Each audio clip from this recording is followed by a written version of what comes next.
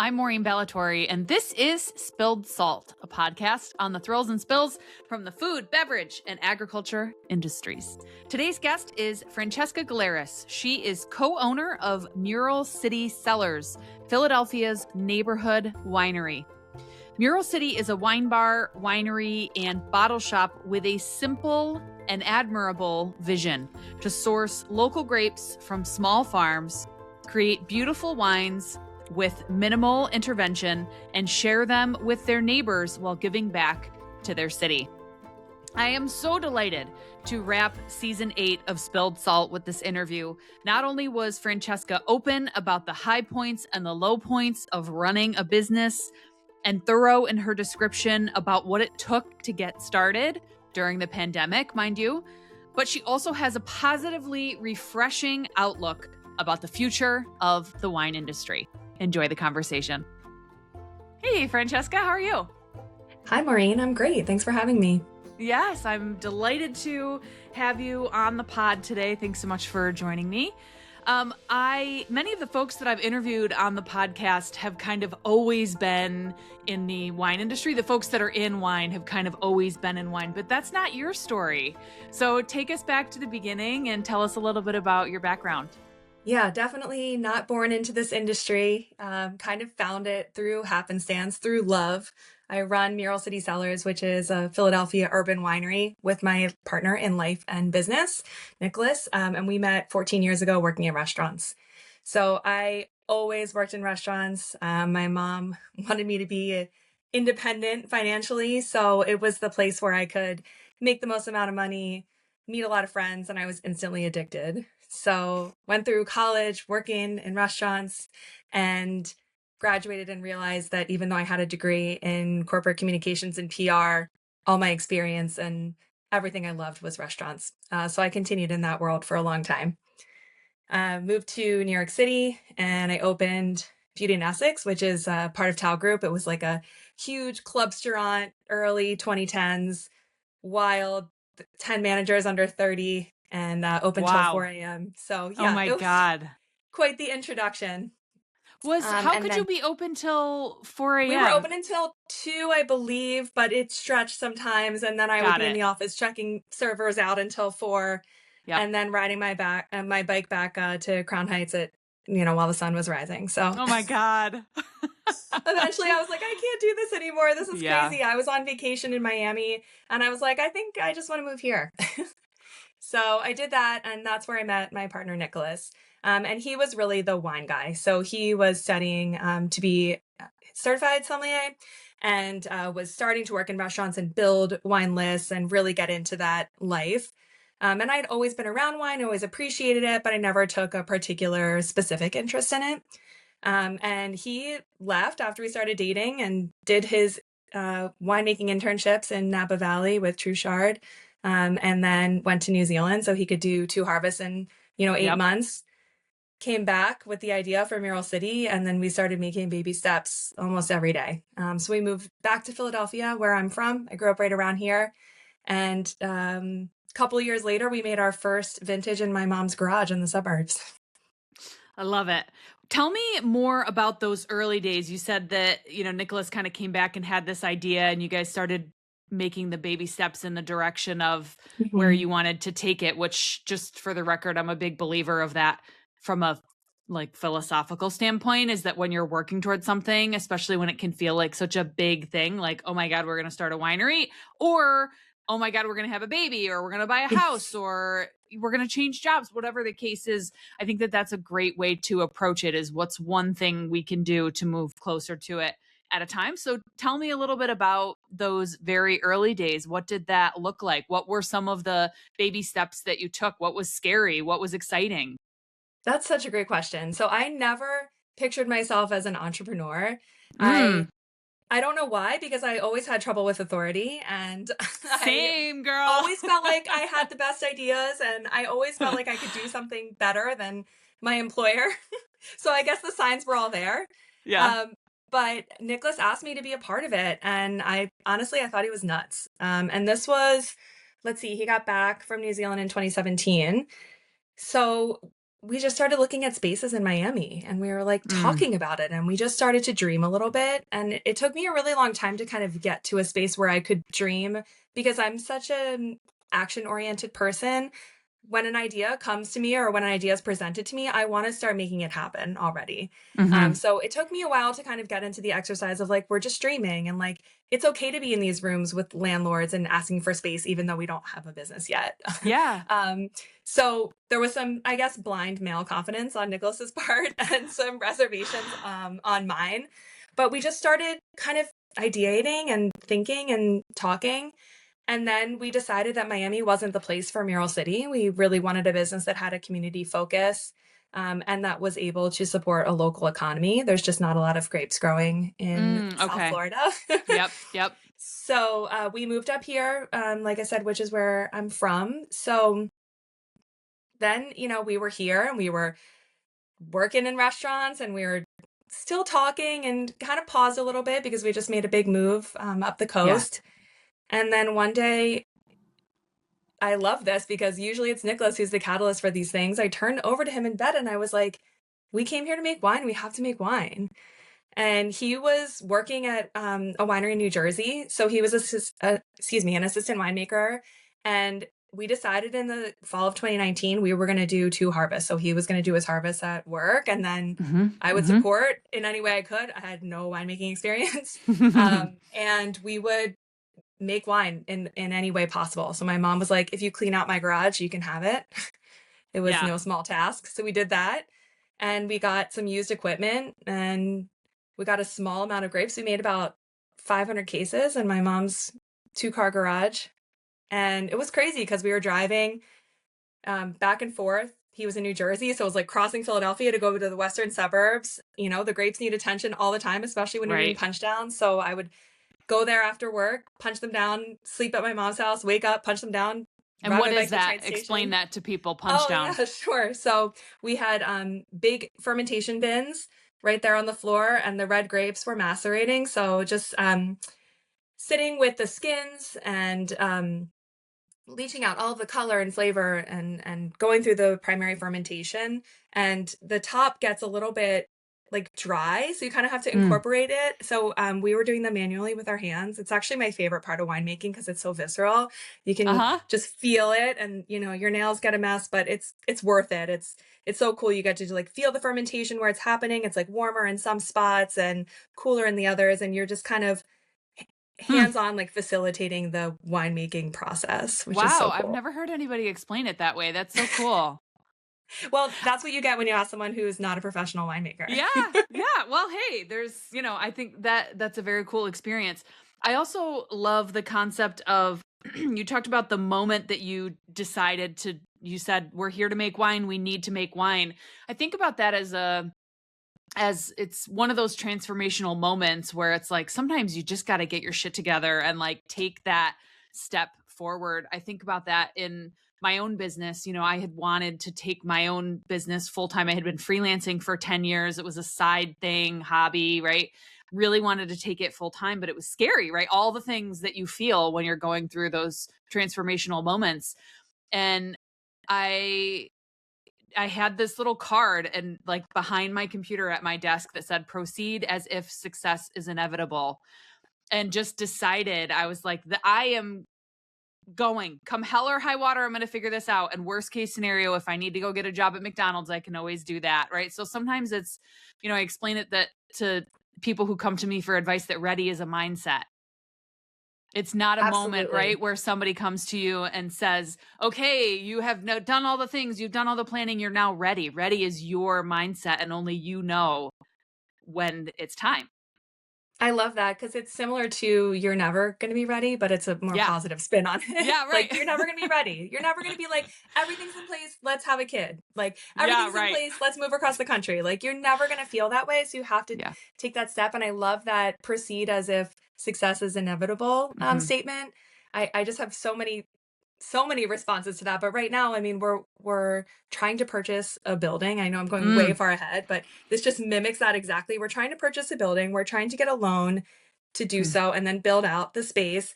And we don't even know if everything is going to fall into place, but we Mm-hmm. have to take all the steps. Like we have to start the zoning process. We Right. have to start working with the architect. We have to make the non-refundable deposit. Like we Mm-hmm. have to just do it as if this is definitely going to happen. Mm-hmm. Yeah, yeah, yeah. Because also, when you do that and the right thing lands in your plate, in your lap, because you are ready, because you took all the steps, then you can leap, right? And be ready to receive the next step. And it's like, oh my God, I can't believe that this all fell into place. It's like, well, really, you set this train in motion Right. because you did all of those things. Hmm. So take me back to, we were just talking about the first 500 cases that you produced in your mom's garage. What Hmm. happened next? Yeah. So then everybody knows what happened next because March of 2020 happened next. Ah, uh-huh. And Nicholas was at that point had left the winery and was serving part-time so he could dedicate time to Mural City, or what would become Mural City. And I lost my job through the pandemic, but actually was connected with another one almost right away. And were you still And in restaurants at the time? so yes, I was so actually I had pivoted to fitness, and it was still like a Okay. hospitality through line, but it gave me Yeah. slightly better hours, and I really liked it. And then I was in sales and I was working with small businesses, which was very rewarding and kind of opened my eyes to what happened, down the road. So Mm-hmm. I was working as a relationship manager at a co-working space, so a Oh, lot of small cool. businesses. Yeah, but that job ended in the pandemic, but somebody I Yeah. had worked with introduced me to a virtual job in the ag tech world, actually. So Oh, I was cool. doing that. Yeah. Just so many bounces and things that needed to happen by happenstance. But because of that, the pandemic, and because I was working now from home and Nick was laid off from his restaurant job, we had so much Mm. time together. Mm-hmm. Mm-hmm. So he found a spreadsheet downloadable online that just like put together, I guess now looking back at it, it was basically like a P&L in spreadsheet form. And we Okay, would just yeah. like pour over this like Mm, imaginary budget and be like, okay, like if we can make this much wine, if we can get it all bottled and we open, like this is how much we can make, this is how much it would cost. You don't need to get paid because you're still working. And we started to build our website and we just took these steps. Like, I mean, I would get done work and we would have nothing to do. So we'd like sit at the island in the kitchen and just start doing things. We made yeah. t-shirts, so we had like a tiny bit of revenue coming in. Like we started to tell Yeah. people. We started our Instagram. So yeah, we just started to take those steps. We also found a space during this time. So we were planning our move from my mom's garage in Malvern to the city. It was only 3 blocks from our house. It was very small, 1,000 square foot Mm-hmm. subdivided warehouse. And we were And working with that the was, your contractor. plan was just to make the wine there, or you were also, you had a vision for a tasting room also out of that space? Yeah, not so much a tasting room at that time. We still didn't know what was going on. So we were like, we'll just open as a store. We'll see, we'll give Mm-hmm. samples and we'll just see how it goes. Mm-hmm. But, obviously construction was delayed. We were working with our contractor who was also our landlord. And Mm-hmm. we just were so unfamiliar with the process. And then on top of that, the pandemic. So it took so long. I think we finally Mm-hmm. got the keys in November of 2020. Mm-hmm. Yeah. So tell me a little bit more about, like, obviously, so I love the fact that you started with the financial side of the business, right? And it's interesting because your background in restaurants and your degree in corporate communications and PR, some people, myself included, like I really struggled for a long time, and still, when I meet with the financial people that help me with the business, I'm like, you got to explain that to me again, help me understand how these things are related, or whatever. So the sales part of it is so critical, right? So in those early days in 2020, March to November, as you were kind of modeling out what the business was going to look like, who sort of took on the financial aspect of it? Was one of you sort of leaning more than the other into it? And what were your plans for sales? Because that, you've got your bottled harvest from the 500 cases that you made in your mom's garage. You're now thinking, we're going to go into this space to be able to make more. You've got a scale up plan. What was your sales channel? Yeah, I mean, I wouldn't say any of those numbers were anywhere near accurate, but I think it just got us Uh-huh. thinking and Yeah. talking about it, Yeah. and we were like, okay, if it takes this long to sell these wines, if we sell them at this price, Yep. what could we make? And we were like, okay, Mhm. we can make $70,000 in year one. Like that's what Mhm. we were like, okay, if we do this, that's going to be amazing. And we were going to be Mhm. open like 2 days a week. I mean, we were both still working. So we were just like, okay, can we survive this first year basically? Like, could Yeah, we do right. it? And it was like a helpful model and exercise for us to kind of just think that through and start having those conversations. Mhm. I feel like in the beginning, Nick led it, which is so funny because he has almost nothing to do with the finances now. Like that is Mm. fully my wheelhouse. And I've kind of discovered this interest and passion for what most people would describe as like insanely boring and the worst part of owning your business, but I really like it. Yeah. So yeah, he really led it in the beginning and got us thinking about it. And he was the one who really like poured over it and Mhm. poured over it. And sometimes I'd be like, can we just have a martini? Like I'm so over this. But yeah, it was a helpful step. Mhm. Um, so yeah, we were able to finally open our doors in January of 2021. It was like the last day of January 2021, and we had about $2,000 in our bank account, and we were like, just open the doors, like just Yeah. do it. Yep.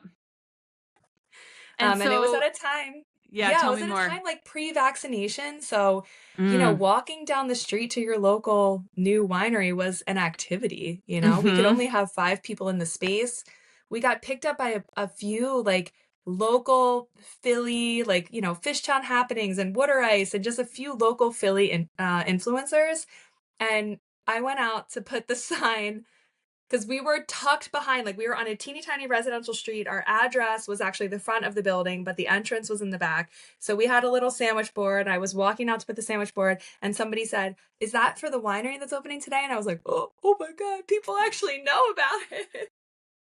So we opened our doors at I think it was at noon or 10 a.m. or something, and there was a line out the door, like just to walk in and just like look. We had 5 bottles of wine, like 5 different wines, just to look at the wines, try them. We had like little tasting cups. People would remove their mask really quick, try the wine, and so many people were like, I'll take all 5. I'll take all 5. I'll take all Wow. 5. And we're like, "What is happening?" I made a playlist that was 2 hours long, and we worked that way for, like, 8 hours, like, straight through. And Nick's like, "If Wow. I hear this Caribou song one more time," it was the first song on the playlist, he was like, "I can't."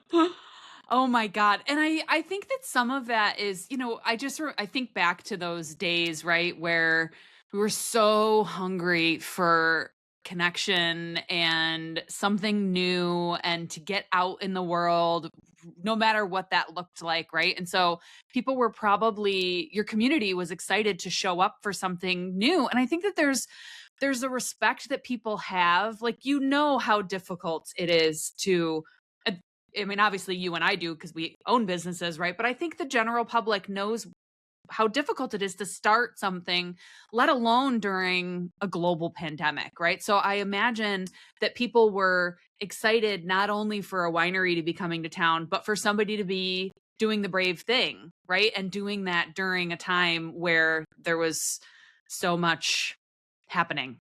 Yeah, I totally agree with you, and then also on top of that, there was such a passion that I feel, is lost now. Not totally lost because I feel like my neighborhood still holds on to this, but there was such a drive to support Mm. local and your Yes, yes. neighborhood, and we were like all the neighbors were single-handedly, like, keeping restaurants alive by buying gift cards that they knew they Yeah, couldn't use for, like, a year? I mean, there totally. was so much that was going on. We live in a neighborhood in Philadelphia that is filled with independently owned small businesses, which is so cool. And there was just this drive and passion to support all of these businesses and, like, our duty to keep them all alive, which was so beautiful. Yeah. So take me to today. What does Mural City look like today? Yeah. So Mural City has moved on through many different locations from that first 1,000 square foot warehouse. But we finally found our home at the corner of Frankfurt and Berks, which is an arterial street. We're in a big corner. We have a 3,000 square foot former auto body garage that we turned into a gorgeous space. The front two-thirds is all guest facing. So there's a long bar. We have living rooms and communal tables. And then the back third is where we produce all of the wine. We're open 6 days a week. We keep traditional bar hours. So we're open late till 10 or 11 every Nice. night. Yes. We have a team of 12 and we're producing like 5,000 cases. Amazing. Congratulations. Thanks. I have a few specific questions for you about location and about hours. So, a brick and mortar business, of course, it's all location, location, location, right? When did you make the switch from your first base to the one that you're in now? So we officially opened our doors March of 2024. So it's been just over 2 years in this location. Okay. Tell me about how the business changed with the location change, because that's a question that I sometimes get from folks that we work with who are in brick and mortar businesses. And they're, of course, when there's something is not going as you want it to, you're sort of looking at all aspects of the business, right? Is it a product market fit? Is it something wrong with the taste, especially in food and beverage? Like, is it a taste problem? Is it an awareness problem? Do I need to be doing more to like get people in the doors, or is the actual location of the door the problem? So tell me about that sort of thing and what the change from locations has meant for you guys. Yeah, I would definitely say visibility is huge for us. Like I said, we're on an arterial street, and the train stop that people get off to walk into the neighborhood is the direct path is right by the winery. So there's just foot traffic. And also, we're in the fifth, sometimes fourth largest city in the United States. So there's a lot of people, which is really cool. We have Winery in huge block letters written above our garage door. So people just walk by and they're like, "What's that? Oh my God, a winery! How cool!" Although they still don't know sometimes that we actually make the wine when they come in. And then having the corner, we have a huge mural on the side, so it just is like a beautiful, colorful attraction, I think, to the neighborhood. We have a seasonal wine garden across the street, so in the summer, we have 50% of the corner, so a lot of front-facing opportunity. We have live music, so it's nice for people to like hear jazz when they're walking by and brings them in. Can they consume? You said it's across the street, that wine, that garden. Can people take their wine over there? So we actually have another bar. It operates as not a separate business, but another location. We have another bar. And, full facilities over there so that you can leverage that space. Yeah. So smart. Love that. And then tell me about the hours, because that is something that has always baffled me is, sometimes, especially I'm in the Finger Lakes region of New York, right? There are many wineries that will close at 5 o'clock. And I'm like, what are you doing? People are not even out of work yet, right? Yeah. So tell me about the hours. Why was that important to you? Yeah, so something from the beginning is we were like, we never identified as a tasting room. We are not a tasting room, we're a wine bar. And we actively avoid that verbiage in all of our marketing materials, our website. When we talk about the winery, we are a winery, wine bar, and bottle shop. So from the beginning, we were like, let's leave this old model aside. It's not what we're doing at Mural City. And I will caveat all of this with, again, reiterating, we are in a city. Yes, and our primary audience is not tourists that are coming for a wine vacation and spending all day tasting wine. And I mean, really gone are the days of boomers going into a winery at 10 a.m. trying a few wines and leaving with 2 cases. That just doesn't happen anymore. Totally agree. So we've really tried to maximize the on-premise revenue category of our business. And that means being open and accessible. So all day Saturday and Sunday, we're open 12 to 8 on Sundays and 12 to 11 on Saturdays. We're only closed on Tuesdays. And Mondays we've sort of used, it's always difficult to get people drinking wine on Mondays, but We have a wine club of 500 plus members, and Yep. every Monday we do Member Monday. So any member that walks through the door gets a free glass of wine. Mm-hmm. So that's really built a nice community on those days and keeps the space full. Yeah. Yeah, so we've just always wanted to make it like a fun place. It's not so serious about drinking wine. We don't use stemmed glassware. We really try to find accessible and fun ways to describe our wines, and we hire people from all different experiences in wine. So we have someone who just did a harvest last year and is like so excited and super nerdy and wants to talk to everybody about all the intricacies of wine. And then we have someone who's like 22 who just moved here from Puerto Rico and doesn't know anything about wine, worked as a barista, but she's like super friendly and bubbly and speaks Spanish. And we just want to make sure that every consumer that walks through the door feels comfortable. And we tell our team, like, hey, if someone really wants to get into wine, like get into the nitty gritty and have a tour of the tank room and like talk real deeply about this, grab this guest, or Yeah, grab yeah, this yeah. team member, Right. and introduce them and have them have that experience that they want. Mm-hmm. It sounds like the difference between tasting room and wine bar bottle shop is really important to you. Talk about that a little bit. Why? Why that purposeful difference? Mm. Yeah, I mean, I think for us, the wine is important and we want it to taste good, but it's not the number one focus. The number one focus is hospitality and community.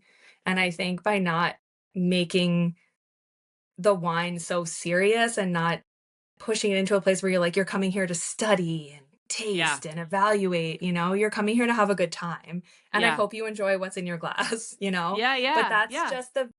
just what's in the vessel that, keeps you there. But like the Mhm. reason you're coming to Mural City is like to enjoy yourself. Mhm. Are you familiar with third space, the concept of third space? Yes. Yeah. So that sounds exactly like what you're talking about. And so for anybody who's not familiar, third space is the place that is separate from home or work where you intentionally go to hang out and spend time and find community and really create that togetherness that you're talking hmm about. You just made a And lot of reference. Go ahead. sorry, I just wanted to add too, like we are intentional about that as well. Like we don't take reservations. We don't Mm, ever ask people to get up or have a time on their mhm. an expiration on their time at Mural City. Like we really want you to like sit down with one person and then you're like, "Oh, my friends in this neighborhood, let me invite them." Like then you grab a Yeah. bottle, then you stay, you start talking to the people next to you, you order a little food, whatever. So it really is not like there's no set experience. We want you to Mhm. use the space how you'd like to use the space. Mhm. And there's a lot of wineries in particular that I've spoken to that have this concept of approachability, right? Mhm. And you just talked about it in the sense of many sort of ways that that comes to life for you with the example that you just gave about no reservations. We want people to feel like they can just pop in, but also the diversity of folks that you're employing on your staff to help people feel comfortable. But we're also talking before we came on about diversity in the wine industry from the beginning. So talk a little bit about that and how does that connect to kind of your very proud presence as an urban winery? You talk about that a lot on your website. It sounds like that's really important to you. Talk about that a bit. Yeah, so Philadelphia is a minority majority city, and that means there's more people of color than there are white people. Mhm. And there's a huge Vietnamese population, there's a huge Black population, there's a huge Hispanic population. So we want to make sure that the room at Mural City is representative of what Philadelphia looks like. Mm. Um, so it's really extremely important to us to make sure that nobody feels intimidated when they walk into Mural City, that they're greeted and treated the same as anybody else would be. Yep. And a huge way we do that is by the team that we hire, also the music that we play, and making Mm. sure that there is music in various languages and various styles. We work with an organization called the Verasian Project. They're based in California. but they help people of color enter the wine industry through various ways. One way is through an apprenticeship. It's a full year-long apprenticeship for a person of color. They get to cycle through all departments of a winery. So So cool. they've historically partnered with Silver Oak, and we are their first East Coast winery to take part. So our applications just closed. We're so excited to meet the candidates, but they'll be starting with us in August. It's fully paid, full time. We offer Wow. benefits. They'll be starting in August with our winemaker, Leanne, and then they'll move into operations with Talia, who's our GM. Then they'll move into events and marketing with Katie, who's our creative strategist. And then they'll move into like business operations and ownership with me. So they get 3 months with each team. Wow. What an incredible program. I really think that number one, I give you a lot of credit for really thinking through the details of what it means to make somebody comfortable in your space, right? Like the music is so, because I think the colleagues that you work with is one thing, right? That can I walk into a place and see people who look like me, that I know that this is a place where people like me are welcome. But the music is just chef's kiss, like a whole other level of detail that brings that comfort in a way that you can't, maybe when you walk in there you can't really put your finger on like what it is that makes me feel like I'm welcome here, but I either feel it or I don't. And that's Mm-hmm. one of those things that kind of contributes to that. The access to education, I really believe that with anything, having, I was going to say young people, but that's not even the case, right? It can be anybody, but like welcoming people in and sort of helping them, holding their hand through the process. And maybe that's even the wrong language, but like, just giving them the opportunity to learn all of the aspects of the business to set someone up for success so that when they come out on the other side, they can say they've done fill in the blank. Because if you don't have access to those opportunities, it can be so hard to break in. I hear this all the time at agriculture conferences that I go to. Dairy is one in particular, but also I hear it in ag tech and I hear it in wine and craft beverage as well, is that if you're not already in, it's so hard to get in, right? Because some of the first questions that people ask is, did you grow up on a farm? Do you have a farm background? Do you work with farmers already, or producers or whatever the term is for your industry? But if you don't already have that traction, it can be so difficult to get in. And so sometimes it just takes somebody to say, come on in, to help. But how, that Verasion project that you mentioned, is that at scale? Like, how many folks are they placing? Like, it feels like that is a good opportunity to start making change, like going in the direction of change, right? But can it be achieved at scale? What are your thoughts?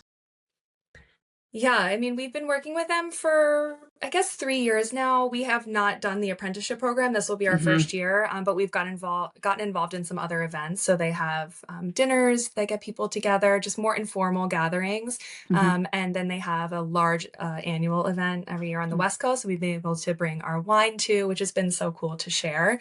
I know that they'd love to get more wineries involved, Mm-hmm. and I think they have the person power and the drive to do so, to keep growing it. They Mm-hmm. were really excited about an opportunity on the East Coast.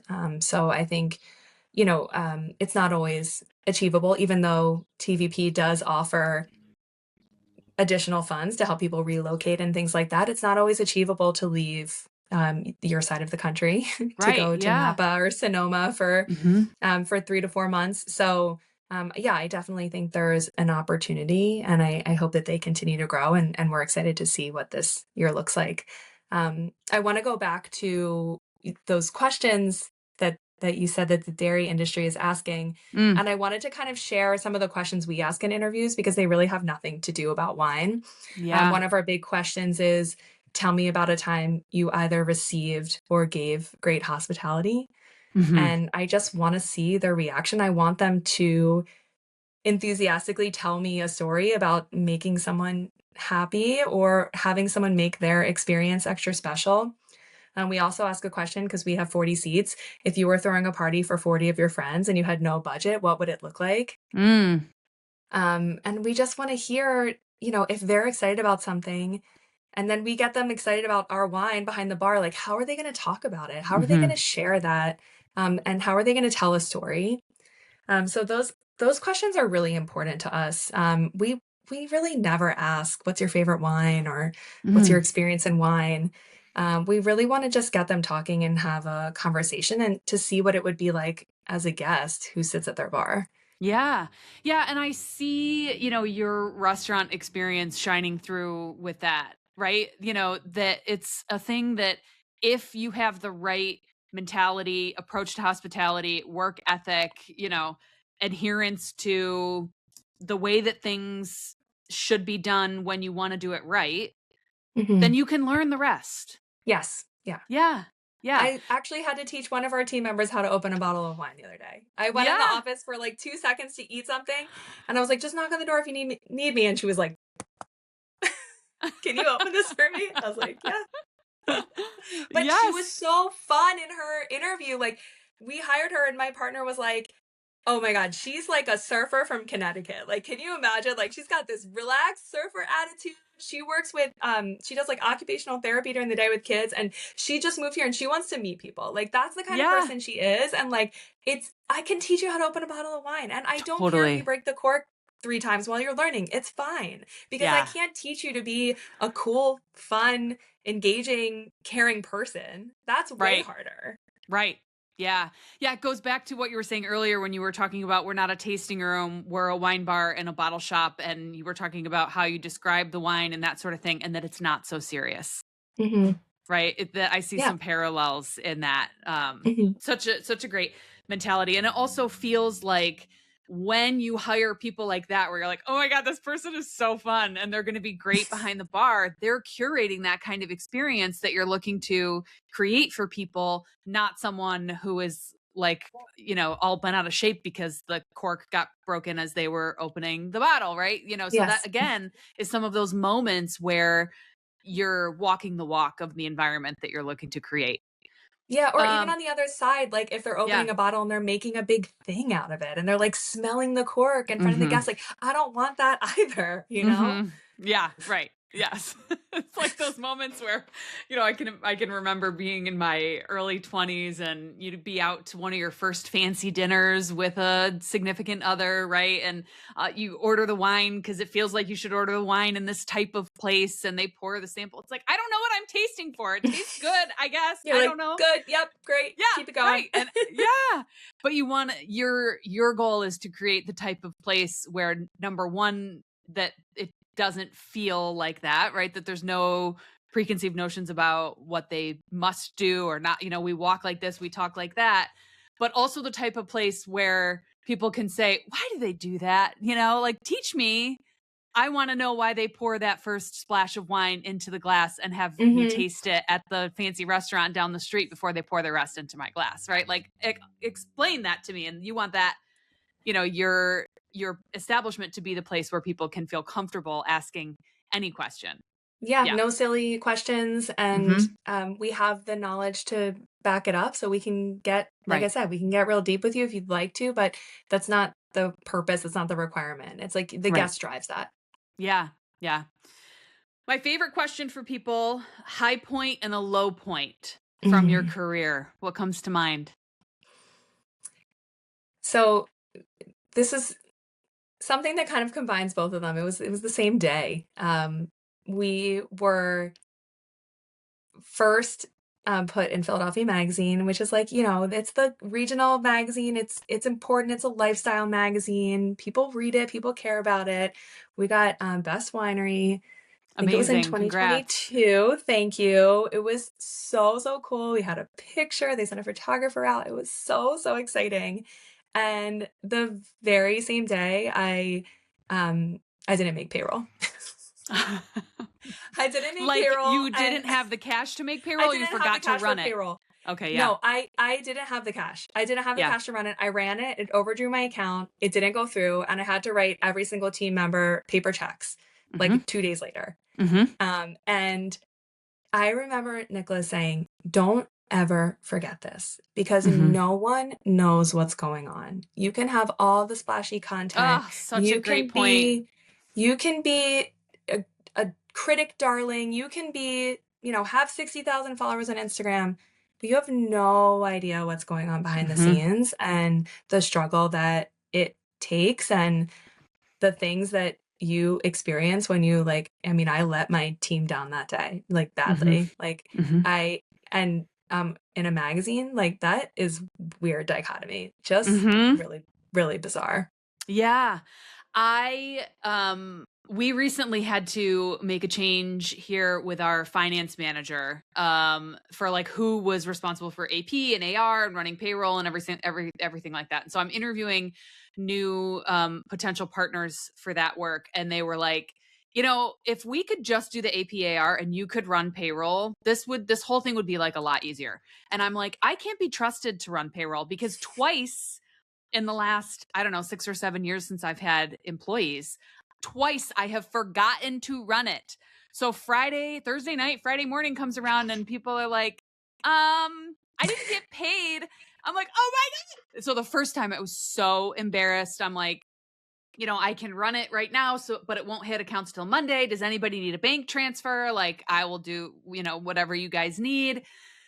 And then when it happened the second time, like within the same year, I was like, oh my God, I can't be trusted with this responsibility. Right. And so those moments I think are great lessons. Right.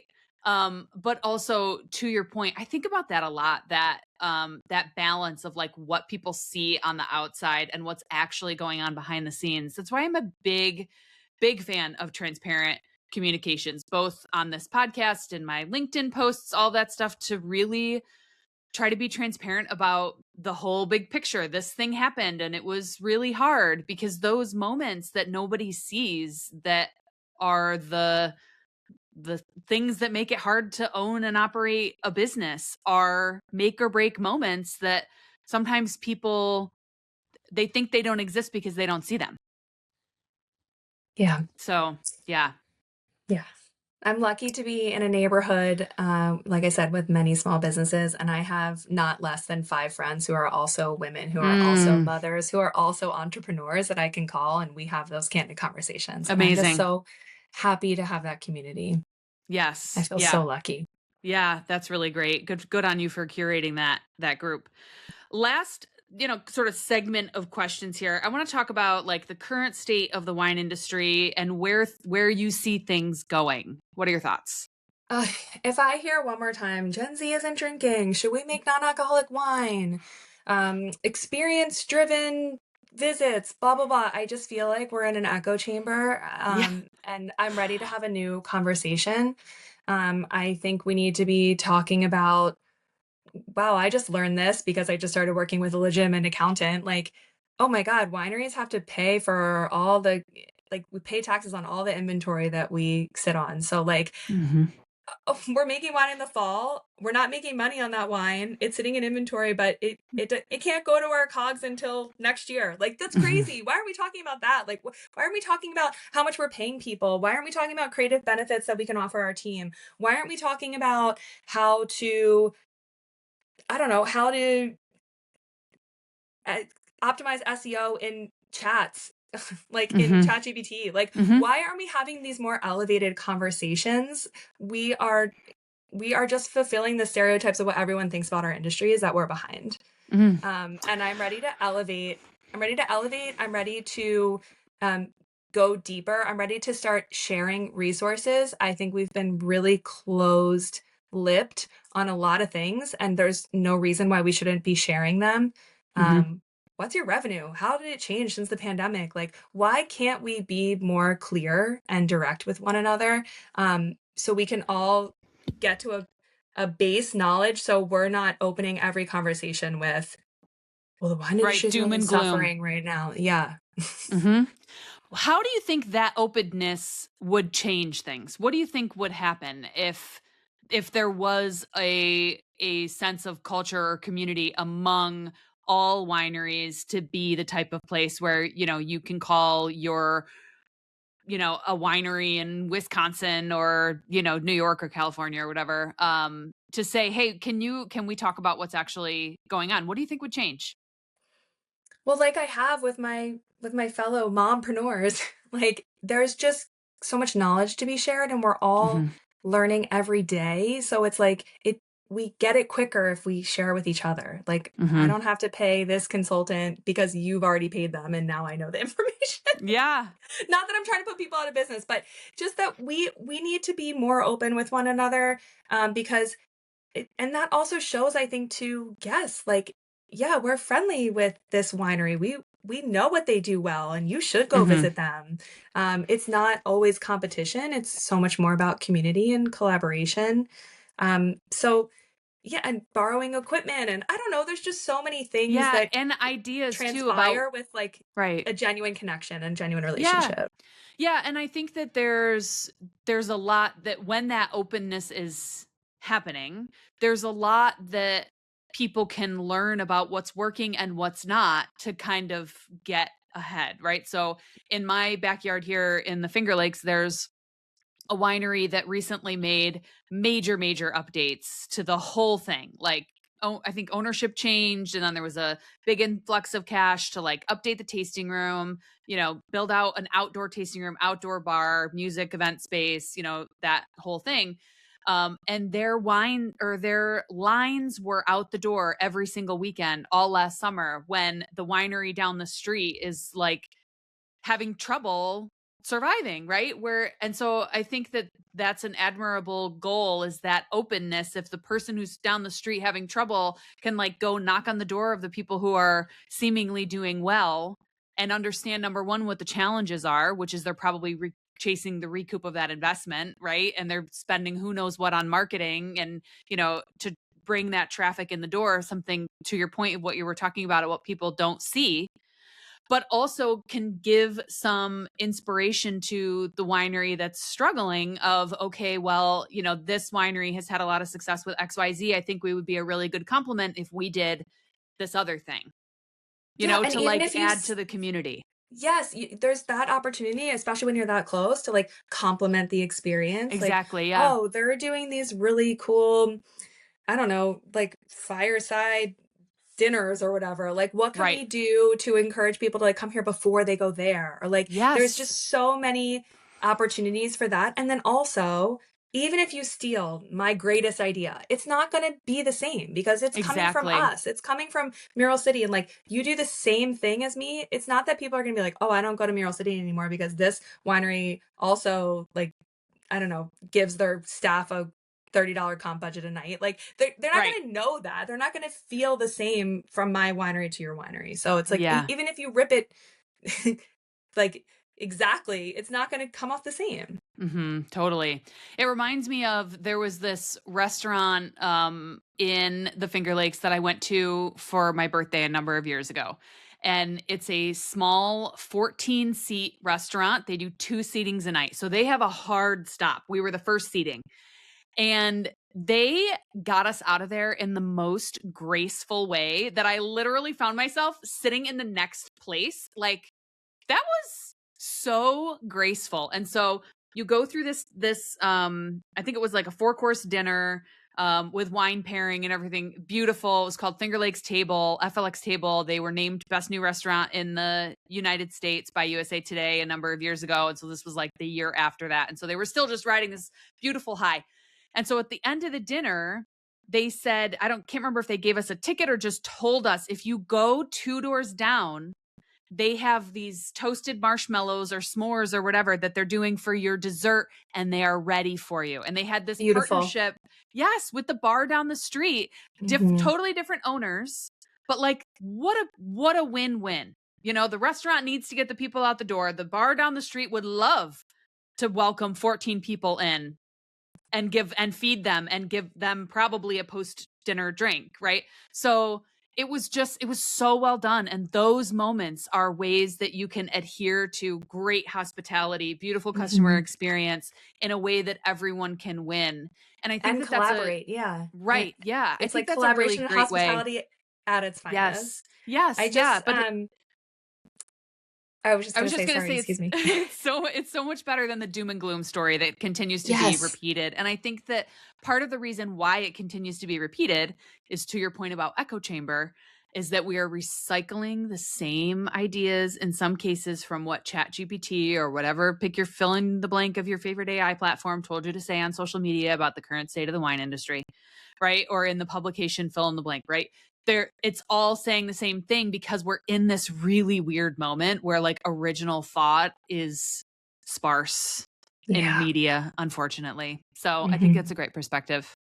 And also, like, out of struggle comes the best. Like, we on the East Coast have such an opportunity, like, not to put down the West Coast, but they're really, Mhm. it's not great. I understand that.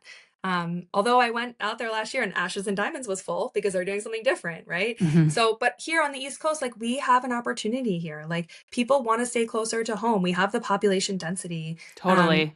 we we haven't pigeonholed ourselves. We can tell a new story and we can provide a new experience and we can provide this next generation or wave of the winery. I just think there's so many cool things we can do. And I just want to start, 15, 20 minutes in from every presentation I've seen. Like, let's Mhm. start with this base knowledge and let's go from there. Mhm. Yeah, well said. Well said. I love your mindset about all of this. Thank you so much for taking the time with me today to be open and honest. I knew that's exactly what this conversation would be. Thank you. I appreciate all of that and your time with me today. Yeah, absolutely. Thank you so much for having me. I just want to plug one thing. It's not Yeah, please mine, but do. setting the table and unreasonable hospitality are the most important hospitality books ever written. I just got Will Jadara's Field Guide. I'm excited to work through it. I got I an have that's one of opportunity to my sit. Yep. favorites as well. Yep. I got Always an opportunity arm's to reach sit on away. a webinar with him yesterday, and he just has so many pearls of wisdom. And something I'm sitting with right now is the systemization of graciousness and Mm. making something that it doesn't always have to be an original idea or thought or your team member coming up with something that's going to completely overwhelm a guest. For us, it's like anytime someone tells us they've moved into Fishtown in the last month, goes home with a free bottle of wine from Mural City. They have Mhm. an experience, they come to their neighborhood winery for the first time, it sits in the fridge of their new house. And you better bet the next time someone comes visits them, they're like, let's go to my winery down the street that gave me this bottle of wine when I moved in here as a housewarming gift. So it's Mm. like, it doesn't even have to be anything huge. I mean, a bottle of wine is a big thing, but it doesn't have to be huge, expensive. It just leaves someone with that impression that like you had, when you went to FLX table, like this end is so sweet that Mhm. I just want to go back. I love it. Yeah, great references. Will Gadara is the author of Unreasonable Hospitality and the Field Guide, and also Setting the Table. Setting the Table is by Danny Meyer. Okay, great. Thank Yeah. you. They Thank you for work those together. references. Yeah, Great. definitely. Awesome. Thanks again, Francesca. Thank you. Take care. Thank you for listening to Spilled Salt. I'm your host, Maureen Ballatori. Spilled Salt is an Agency 29 production. Agency 29 is a brand building firm for food, beverage, and agriculture brands. Learn more at agency29.com. For more information about the podcast, visit spilledsaltpodcast.com. Use that website to send me questions or recommendations for future guests. I always love hearing from you. Spilled Salt is available anywhere you enjoy your podcasts. Please like and subscribe so you never miss an episode.